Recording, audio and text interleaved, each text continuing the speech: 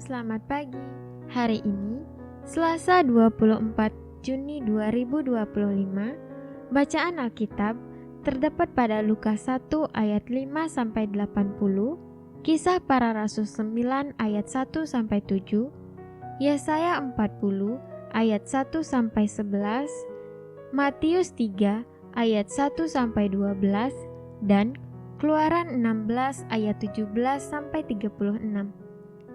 Ayat Nats terdapat pada Amsal 3 ayat 5-6 berbunyi, "Percayalah kepada Tuhan dengan segenap hatimu, dan janganlah bersandar kepada pengertianmu sendiri.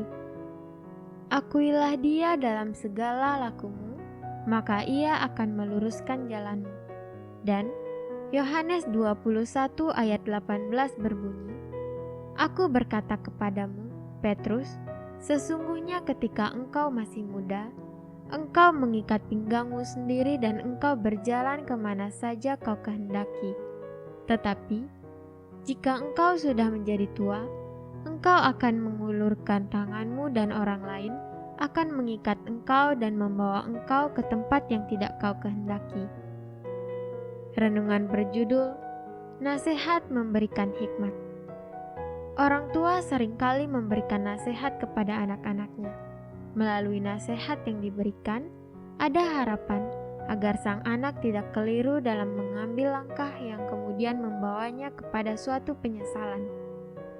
Orang tua yang memberikan nasihat mungkin tidak sepandai anak-anak mereka, tetapi mereka memiliki pengalaman hidup yang sekiranya akan berguna bagi anaknya ketika menghadapi permasalahan.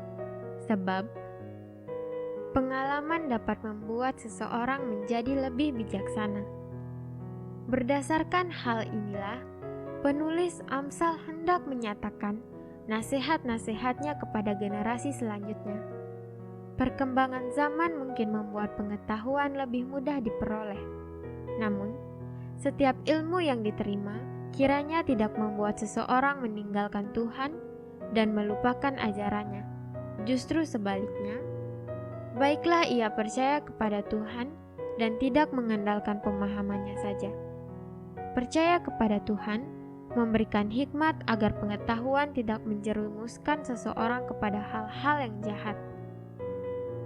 Mengakui Tuhan yang adalah sumber segala pengetahuan akan membawa seseorang kepada jalan yang lurus dan dapat menghindarkan dari perbuatan yang menyimpang.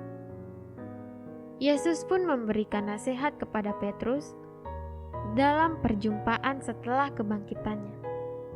Petrus yang menyangkal Yesus sebanyak 3 kali sebelum dia disalibkan bukanlah murid yang tidak setia. Justru ia sangat militan dalam mengikut Yesus.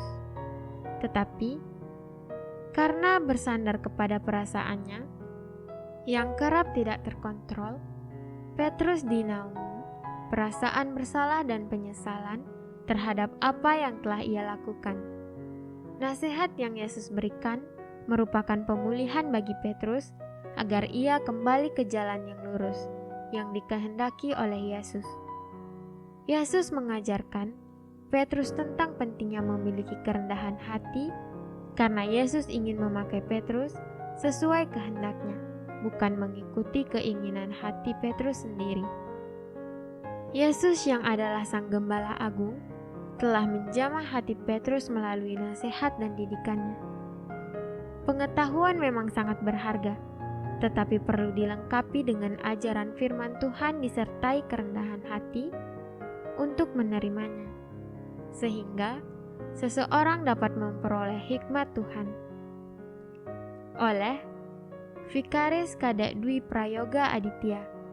Doa, Tuhan, berikanlah aku kerendahan hati untuk menerima pengajaran-Mu, sehingga hidupku selalu dituntun oleh hikmat-Mu. Amin. Saya Yunita, Widya Asih Singaraja.